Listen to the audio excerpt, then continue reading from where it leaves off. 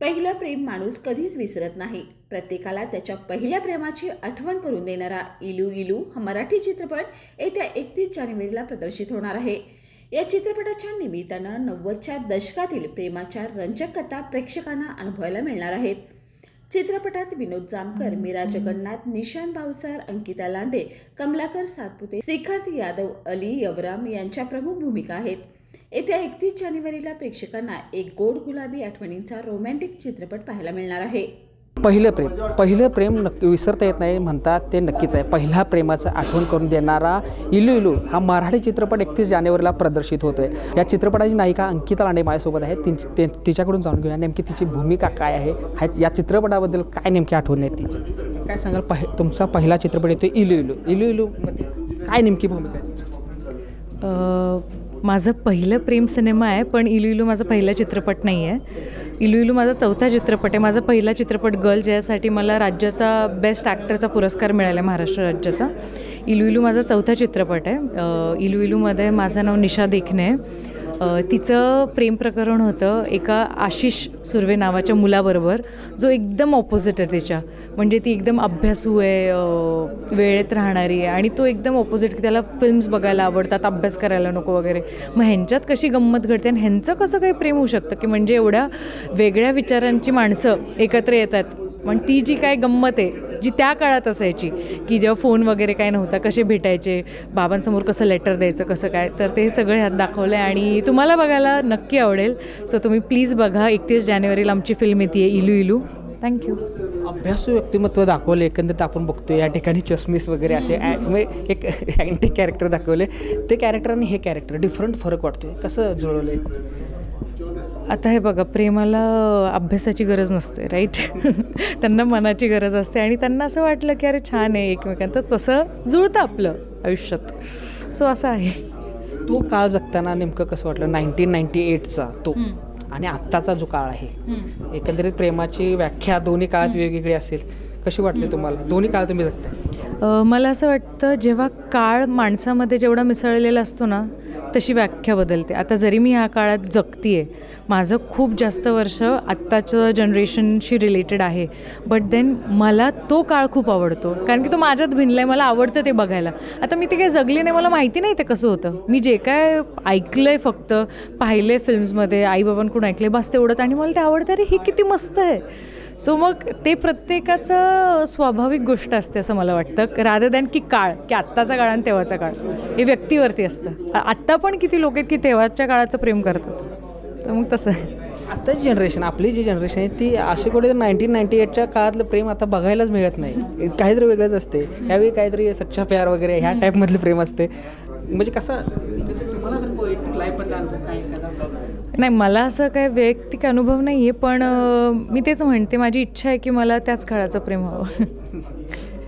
तर नक्कीच तुम्हाला चित्रपटाच्या शुभेच्छा. तुमचं कॅरेक्टरही लोकांना नक्कीच पसंती पडेल. 31 जानेवारीला इलू इलू हा चित्रपट येतो आहे. तुम्ही चित्रपटाचं लेखन केलं आहे, नेमकं काय? सर्वात नवीन वर्षाच्या तुम्हाला सर्वांना खूप साऱ्या शुभेच्छा. तारा न्यूजला माझ्याकडं नवीन वर्षाच्या खूप साऱ्या शुभेच्छा. मी नितीन सुपेकर, इलू इलू या चित्रपटाचा मी लेखक आहे. फाळके क्रिएशनने हा चित्रपट निर्मिती केलेली आहे. अजिंक्य फाळके याचे दिग्दर्शक आहेत. सो बेसिकली नवीन वर्षात 2025मध्ये पदार्पण करतो आहे आम्ही. गोष्ट आम्ही सांगतो आहे 1998ची. पण गंमत आहे, म्हणजे जुन्या गोष्टींची आठवण करून त्याची जी आपण चव घेतो किंवा त्या आठवणीत जे रमतो आपण, तर रमण्याची जी गंमत आहे, ती गंमत आम्ही या सिनेमाच्या माध्यमातून घराघरात पोचवायचा प्रयत्न आहे. आणि फक्त त्या आठवणी नाही, तर त्यावेळेस झालेलं खऱ्या अर्थाने आम्ही म्हणतो की 90चं प्रेम फार सदाबहार होतं आणि फार गोड होतं, फार रोमॅन्टिक होतं. कारण त्या काळची गाणी, त्या काळची सिनेमे जर तुम्ही पाहिले, ती सगळीच प्रेमावरती बेस्ड होते. सो त्या प्रेमाला घेऊनच आम्ही पुढे आलेलो आहोत.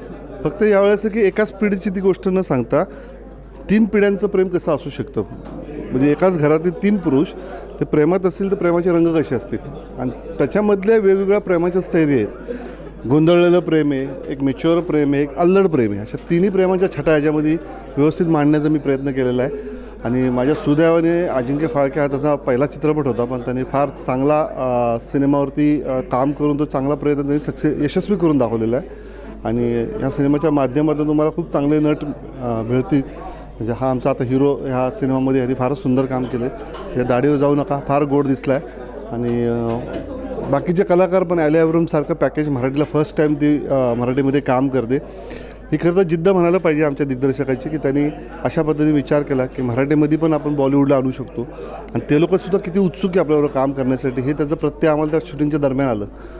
सो आउट अँड आउट हा एंटरटेनमेंटने भरलेला आणि तुमच्या प्रत्येक पिढीतल्या प्रत्येक माणसाला त्या विश्वास घेऊन जाणारा आणि फर्स्ट क्रश आपण म्हणतो प्रत्येकाचं आपलं वेगवेगळं फर्स्ट क्रश आहे, पहिलं प्रेम आहे, त्या अनुभवण्याची अनुभूती तुम्हाला देणारा हा सिनेमा आहे. सो तुम्ही या सिनेमागृहामध्ये हा सिनेमा बघा. तुम्ही ह्यातली गाणी तुम्हाला त्या गुदगुल्या आणि त्या फ्लेवर देतील. मागाशी एक पत्रकार मित्र म्हणले की सौदागरमधला इलू इलूची आणि ह्याची काय कनेक्शन आहे. तर ऑफकोर्स सौदागरचं तर इलू इलू इतका मनात घर करून होता की त्याच्यावरती काहीतरी करायची इच्छा होती फार दिवसापासून. आणि ह्या सिनेमाच्या माध्यमातून तो आम्ही दिलेला आहे. माझी इच्छा आहे की हा सिनेमा सुभाष घेंनी पण बघावं. म्हणजे ते त्यांना काय वाटतं इलू इलूबद्दल आम्ही ज्या इलू इलू प्रपंच मांडला. सो एक चांगली नोंद सांगावीशी वाटते मला की हा सिनेमाला आमिर खान सरांनी हा सिनेमा पाहिला आणि त्यांना तो खूप पसंत पडला. खऱ्या अर्थाने ते ह्या सिनेमाचे प्रेझेंटर राहणार होते. आमच्या दुर्दैवाने त्यांना वेळोवेळी काही अडचणी येत गेल्या. त्यांचा लालसिंग चड्डा सिनेमा पडणं, त्यानंतर लापता लेडीज रिलीज होणं, त्यांच्या कन्येचं लग्न, या सगळ्याच रगाड्यामध्ये त्या माणसाला वेळच मिळाला नाही की या सिनेमाकडं लक्ष देऊन त्याला कारण परफेक्शनिस्ट आहे तो माणूस. कुठलीही गोष्ट तो अर्धी अधुरी करणं त्याला पसंत नाही आहे. पण त्यांच्याबरोबर असताना त्या सिनेमात जे करेक्शन सांगितले गेले, जे काय ठेराव सांगितले गेले त्याच्यावर पूर्णपणे काम केले गेलेलं आहे. त्यांना जसं जसं पाहिजे होतं त्या सिनेमाला शेपअप करत आणून हा सिनेमा फायनल झालेला आहे. म्हणजे आमिर खान सरांचे आशीर्वाद ह्या सिनेमाला लागलेले आहेत असं आपण म्हणूयात. आमच्या शुभेच्छा आमच्या दिग्दर्शकांना, आमच्या सगळ्या टीमला की सर जर आले प्रीमियरला तर बहुतेक ते तुम्हाला पाहायला पण मिळेल. सो 31 जानेवारीला या तुम्ही थिएटरमध्ये आणि आमचा सिनेमा पहा. फार गोड सिनेमा झालेला आहे. आणि तुम्ही जर थकला असेल, वैतागला असेल, मारधाडचे सिनेमे, पौराणिक सिनेमे किंवा इतर काही फॅमिली ड्रामाज बघून जर तुम्ही थोडंसं कंटाळला असाल तर हा तुम्हाला एक आल्हाददायक मजा देणारा सिनेमा आहे. जेवढा तो यूथचा आहे तेवढाच तो पुढच्या पिढीचा पण आहे.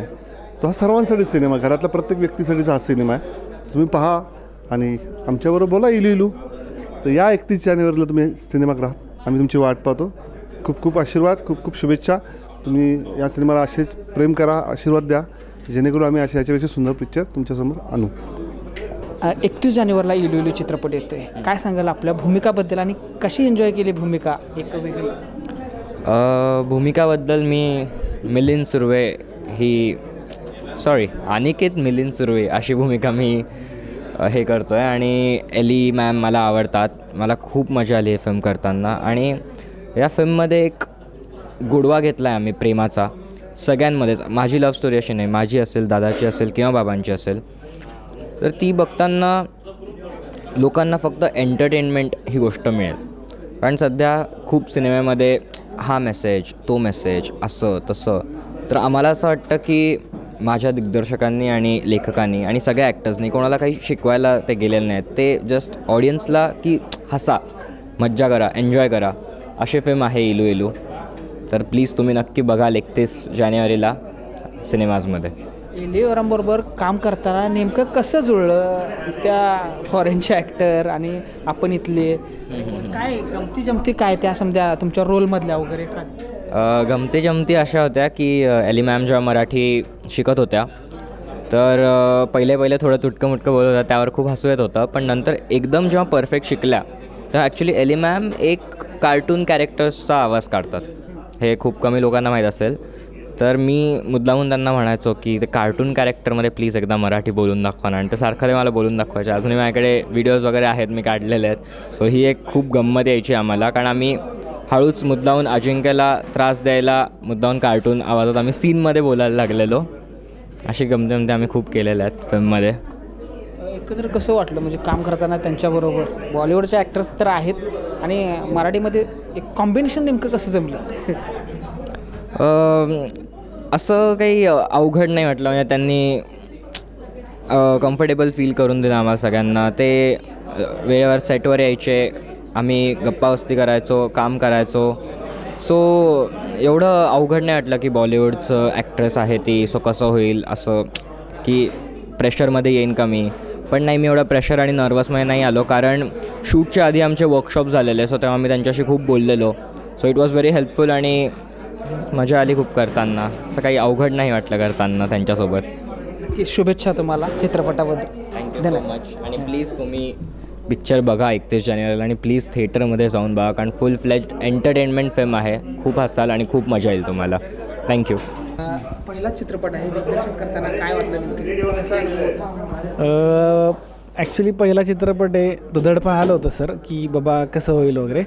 पण एक हळूहळू गोष्टी घडत गेल्या आणि नितीन सरसुपेकर जे रायटर आहेत त्यांनी बऱ्याच काही गोष्टी सांगितल्या होत्या, त्यांचे एक्सपिरियन्स शेअर केले आणि सगळी टेक्निकल लोकं पूर्ण स्ट्रॉंग होती, म्हणजे माहिती असलेली लोकं होती. त्यामुळे त्यांचेही सजेशन्स मिळाले, ॲक्टरनी पण साथ दिली आणि मग होत गेल्या त्या गोष्टी जशा फ्लोमध्ये. काम करताना एकंदरीत मजा आली की नाही?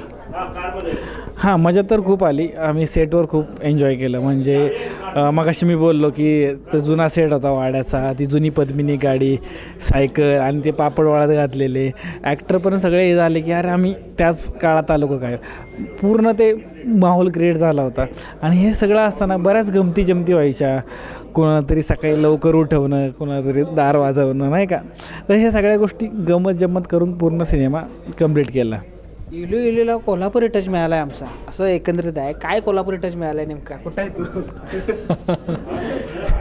तू? कोल्हापुरी टच म्हणजे कसं आहे सर, आता आम्ही लॉकडाऊनमध्ये होतो. लॉकडाऊनमध्ये आता काय करणार, लोक सगळे हे झाले होते ना, म्हणजे काय करायचं बाबा वगैरे. तर आपली स्क्रिप्ट तर रेडी होती आणि मग आमचं ठरलेलं की स्टोरी बोर्ड करायचे आणि काय येऊ जाऊ नव्हतं शकत. त्यामुळं स्वप्नील पाटील म्हणून आहेत कोल्हापूरचे, की आमचं ठरलं की पिक्चरचे स्टोरी बोर्ड बनवायचे. आणि मग ते एक एक चित्र, एक एक सीनचे असे हजारो, आम्ही 1012 चित्र काढली आणि ती पूर्ण फिल्म अशी डोळ्यासमोर उभी राहिली. ही स्वप्नीलमुळंच राहिलेली. तो आहे इथे आपल्याला साक्षी. स्वप्नीलकडे जातो मी. स्वप्नील, त्यांनी सांगितल्याप्रमाणे कोल्हापूरचा टच मिळाला आहे, नेमकं काय असं? ॲक्च्युली ह्याचं स्टोरी बोर्डिंग मी केलेलं आहे आणि लॉकडाऊनमध्ये अजिंक्य म्हटलं तसं केलं होतं. तर मजा होती एकतर. कोल्हापुरी टच म्हणण्यापेक्षा स्टोरी बोर्डची सुरुवात बाबुराव पेंटर आणि असं बऱ्याच आपल्या जुन्या ह्या मातीतनं झालेले. अलीकडच्या काळात मी काही फिल्म केल्या आणि अजिंक्यची माझी फोनवरती ओळख झाली आणि स्टोरी बोर्ड करायचं फायनल झालं. तर मजा अशी होती की एक महत्त्वाचा किस्सा की ही पूर्ण फिल्म शूट झाली 1-2 वर्षानंतर अजिंक्यने मी पहिल्यांदा भेटलो. पण स्टोरी बोर्ड सगळा मी ऑनलाईन केलेला आहे आणि माझ्यासाठी हा वेगळा अनुभव होता.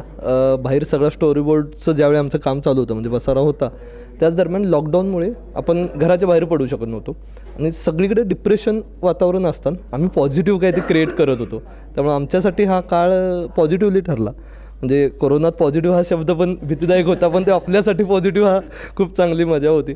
आणि खूप पहिली फिल्म अजिंक्यची असल्यामुळं त्याच्या डोक्यात खूप वेगळ्या वेगळ्या गोष्टी यायच्या, पण ते तांत्रिक कशा बसवता येतील, व्हिज्युअली कशा येत आहेत. आणि मी आर्ट डिरेक्शन ह्या गोष्टी करत असल्यामुळे मला फक्त स्टोरी बोर्ड, म्हणजे चित्रकार म्हणून मी शॉट न करता फिल्म कशी दिसेल, ती गोष्ट, इमोशन त्यातलं कसं प्रेझेंट होईल, ह्याकडे लक्ष देत होतो. आणि दिवसभर आम्ही सकाळी 8-9 वाजता काम चालू व्हायचं, संध्याकाळी 8-9पर्यंत मी 12 तास फोनवरती बोलत होतो आणि ड्रॉ करत होतो, व्हॉट्सअपवरती इमेज पाठवत होतो.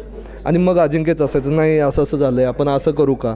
तर ते सगळ्या गोष्टी वर्क झाल्या. त्यातल्या कॅरेक्टरच्या काय काय स्क्रीन प्लेमध्ये छोट्या छोट्या गोष्टी ॲडिशन शॉर्ट्समधनं करता आल्या आम्हाला, त्या व्हिज्युअली कशा दिसतील.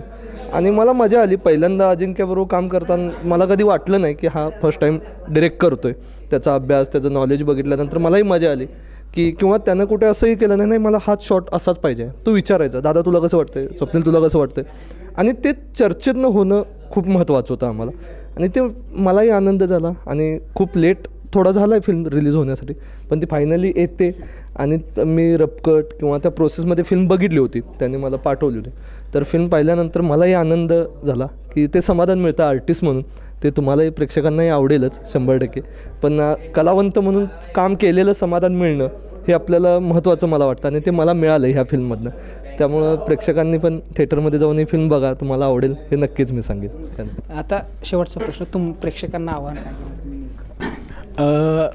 प्रेक्षकांना आव्हान म्हणजे सर की एक सगळ्यांच्या फिलिंग जागरूक करणारा सिनेमा आहे. नॉस्टॅल्जिक फिलिंग आपण म्हणतो, प्रत्येकालाच त्यांच्या जुन्या आठवणीत रमायला आवडतं. म्हणजे कोणी असू द्या, आपल्याला एक थोडी जरी आठवण आली जुन्या काळाची तर तो माणूस खुश होतो. आणि असे विनोदी चित्रपट आणि रॉमकॉम आपण म्हणतो, रॉमकॉमचं पॅकेज, तर प्रेक्षकांनी येऊन थिएटरमध्ये एन्जॉय करावा सिनेमा. 100% नाराज होणार नाही आपण आणि खूप एन्जॉय कराल तुम्ही सिनेमा. 31 जानेवारीला नक्की प्रेक्षकांनी बघावा असे मी हे करतो, विनंती करतो सर. बाळ, फ्रीजमधून श्रीखंड काढ ना. आम्ही पूर्वी घरीच बनवायचो श्रीखंड, त्याची चवच वेगळी होती. आता काय सगळं रेडीमेड. आजी, हे श्रीखंड खाऊन बघ. आज तुझ्या आईनं घरीच बनवलं की काय?